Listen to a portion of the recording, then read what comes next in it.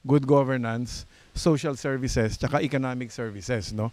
At yung malalaking industriya, malalaking infrastructure projects, hikayatin natin yung private sector sa pamamagitan ng PPPs, BOTs na pumasok dito. At sa ngayon, record levels na yung... Ito po ang pahayag ng manggagawa sa araw ng paggawa na itinakda ng ating saligang batas. Ang pundo habang tinatahak natin ang matuwid na daan. Trabaho.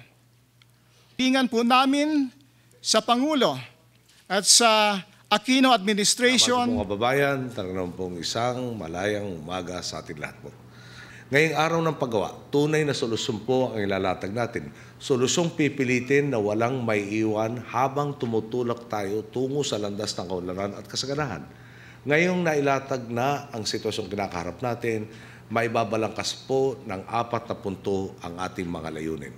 Una, ang mapanatili ang mga trabahong nandito na po. Ikalawa, ang lumika ng mas marami pang trabaho. Ikatlo, ang dagdagan ang kakayahan ng ating mga manggagawa nang sa gayon ay makakuha sila ng mga trabahong magbibigay ng mas magandang kinabukasan. Sabi nga po, pag-akyat po sa value chain ang tawag dito. Kaapat, ang ipatupad ng husto ang ating mga batas upang mabantayan ang kapakanan ng ating mga manggagawa. Magtapatan